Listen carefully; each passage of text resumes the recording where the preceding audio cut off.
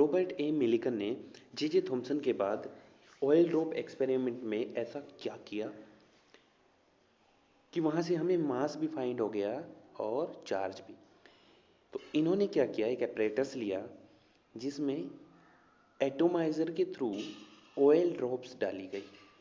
Atomiser क्या करता है कि स्मॉल स्मॉल, जैसे आप हेयर ड्रेसर के पास जाते हैं ना और वो पानी लगाता है आपके हेयर्स में, तब जाके वो कटिंग करता है। तो इसी टाइप से वहाँ पे एटोमाइज़र ने क्या किया, स्प्रे की, ऑयल की स्मॉलेस्ट ड्रॉप वहाँ पे डाली। तो ग्रेविटी क्या काम करेगी, ड्रॉप्स को डाउनवर्ड पुल करेगी, है ना। तो इसने क्या किया, electric charge opposite to the gravity, कि वो उनको नीचे जाने से रोके, वहाँ पे चार्ज देना स्टार्ट कर दिया। सो अभी ड्रॉप क्या है, नीचे जा रही थी, तो चार्ज धीरे धीरे बढ़ाता चला गया। ठीक है, चार्ज को इंक्रीज करता चला गया और एक टाइम ऐसे आया कि जो ड्रॉप थी वो स्टेबलाइज हो गई। तो इन्होंने क्या किया, एक्सपेरिमेंट को मैनी टाइम्स रिपीट किया रीडिंग लेने के लिए। सो वहाँ से क्या फाइंड हुआ कि सारी जो रीडिंग, अब देखो ड्रॉप कोई फिक्स तो है नहीं कि हम इलेक्ट्रॉन के साइज़ की ड्रॉप डाल दें, उससे बड़ी ही होंगी, है ना, और डिफरेंट डिफरेंट साइज़ की होंगी, तो रीडिंग भी डिफरेंट डिफरेंट आएंगी। लेकिन ये देखा कि जितनी भी रीडिंग आ रही थी वो सारी एक कॉमन नंबर के इंटीजर मल्टीपल के इक्वल आ रही थी, है ना। सपोज करो कि जितना चार्ज था, एक्स चार्ज था इलेक्ट्रॉन पे, जो बाद में पता चला, है ना, तो जो भी सारी जो वैल्यू आ रही थी वो या तो 2x आ रही थी, 3x आ रही थी, 50x आ रही थी, 100x आ रही थी, है ना, या 36x आ रही थी। सो मल्टीप्लिकेशन है इंटीजर वैल्यू की, है ना। सो हम क्या बोलेंगे कि जो स्मॉलेस्ट यूनिट है यहाँ पे वो क्या है, x, है ना। और वो x जो वैल्यू थी वो मैं आपको बता रहा हूँ वो कितनी थी, वो थी 1.6022 into 10⁻⁻19 coulomb. This is the smallest value जो उसने वहाँ पे फाइंड की। तो यही जो वैल्यू थी ये हो गई थी, उसने बोला कि ये जो वैल्यू है ये है चार्ज एक इलेक्ट्रॉन पे, है ना, स्मॉलेस्ट यूनिट पे, और माइनस साइन इंडिकेट करता है यहाँ पे कि जो इलेक्ट्रॉन पे है चार्ज वो नेगेटिव है, वो पॉजिटिव की साइड अट्रैक्ट होगा। Clear guys. सो स्मॉलेस्ट चार्ज यहाँ से निकला।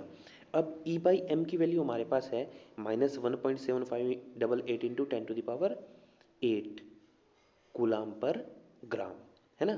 तो यहाँ से मास हमें फाइंड हो गया। अगर हम दोनों वैल्यू को इस फॉर्मूले में पुट करेंगे तो चार्ज से चार्ज कैंसिल आउट होने के बाद में मास बचेगा। Clear guys. सो यहाँ से जो मास आया वो आया 9.1096 इंटू 10⁻⁻28 ग्राम या -31 kg, है ना, जिसको हम लिखते हैं 9.11 इंटू 10⁻⁻31 kg, ऐसे भी लिख दिया जाता है। This is termed as rest mass of electron. ये इलेक्ट्रॉन का रेस्ट पोजीशन में मास है।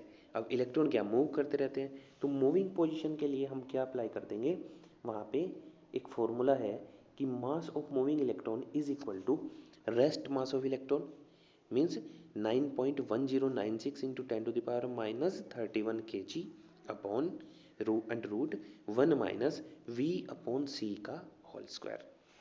v क्या है यहाँ पे, वेलोसिटी ऑफ इलेक्ट्रॉन जिससे वो मूव कर रहा है, और c है यहाँ पे वेलोसिटी ऑफ लाइट। अगर वेलोसिटी ऑफ इलेक्ट्रॉन लाइट की वेलोसिटी से मूव करने लगे, है ना, तो जो मास है मूविंग इलेक्ट्रॉन का वो इनफाइनाइट हो जाएगा। कहीं आपने फिजिक्स में पढ़ा भी होगा कि अगर हम स्पीड बढ़ाते इंक्रीज करते चले जाएंगे तो मास मास तो रेस्ट मास तो सेम रहेगा, लेकिन फील होता चला जाएगा, मूविंग मास बढ़ता चला जाएगा, वो ज़्यादा फील होता चला जाएगा। Clear guys. सो इलेक्ट्रॉन का मास इनफाइनाइट हो जाएगा, है ना। ये देखें मोस्ट इंपॉर्टेंट चीज़। Clear guys. सो ये था ऑयल ड्रॉप एक्सपेरिमेंट, और उससे हमें क्या मिला, मास पता लग गया इलेक्ट्रॉन का और चार्ज इलेक्ट्रॉन के ऊपर पता लग गया। सो जे थॉमसन ने charge to mass ratio calculate किया, उसके बाद में रॉबर्ट ए मिलिकन ने वहाँ पे चार्ज कैलकुलेट करके मास भी फाइंड कर लिया गया। Clear guys? सो ऐसे ही डिस्कवरी आगे बढ़ती रही और चीज़ें फाइंड होती रही।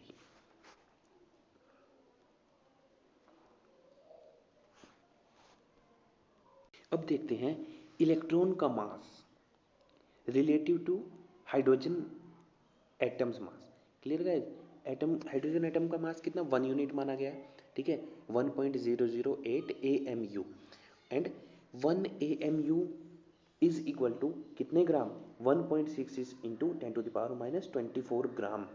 सो 1.008 AMU को हम 1.6 इंटू 10⁻⁻24 से मल्टीप्लाई कर देंगे तो ग्राम में कन्वर्ट हो जाएगा, और हमारे पास भी ग्राम में इलेक्ट्रॉन का मास अवेलेबल है। तो हम देख लेंगे कि हाइड्रोजन एटम के रिस्पेक्ट में ये कितने गुना ज़्यादा या कम है। Clear guys? सो देख लेते हैं, यहाँ से डिवाइड कर देंगे हम इलेक्ट्रॉन के मास से हाइड्रोजन के मास को। क्लियर? और ये आता है अप्रोक्स 1837, 1837। सो एक इलेक्ट्रॉन हाइड्रोजन के एटम से 1837 इतने टाइम्स स्मॉल है ना उसका मास। Clear guys? सो एक इलेक्ट्रॉन का मास इंटू 1837 से अगर हम मल्टीप्लाई कर दें तो वो हाइड्रोजन एटम के मास के इक्वल आ जाएगा। Clear guys? अच्छा, इससे हमें एक चीज़ और इम्पोर्टेंट पता लगती है इससे हमें ये पता लगता है कि हाइड्रोजन का इलेक्ट्रॉन का मास, ठीक है, पता लग गया। हाइड्रोजन के पास कौन है, सिर्फ एक इलेक्ट्रॉन है न्यूक्लियस में, है ना। सो जो सिर्फ एक प्रोटॉन है न्यूक्लियस में, है ना। सो जो प्रोटॉन है, ये बाकी जो ज़्यादा मास है वो उसी का होगा, है ना। तो यहाँ से एक ये भी थ्योरी आई जो कि बुक में यहाँ पे नहीं है, वो ये आई कि एक इलेक्ट्रॉन एक प्रोटॉन से 1837 टाइम्स स्मॉल होता है। प्रोटॉन का मास होता है ज़्यादा एज कंपेयर टू इलेक्ट्रॉन। ये भी आप देख लेंगे आगे कि प्रोटॉन का मास कितना होता है ना, वो ज़्यादा ही होगा इससे। Clear guys? वो मैं आगे बताऊंगा आपको। So, an electron can thus be defined as subatomic particle which carries minus 1.6022 into 10 to the power minus 19 coulomb इतना charge, that is 1 unit negative charge, and has mass 9.1096 into 10 to the power minus 28 gram, that is 1 by 1/837th mass of the hydrogen atom, which is 0.000549 AMU। Clear guys? ये आप याद रखेंगे। So guys, आज के लिए बस इतना ही। मिलते हैं नई वीडियो में कुछ नए पॉइंट्स के साथ में, ठीक है। तब तक के लिए ऑल द बेस्ट।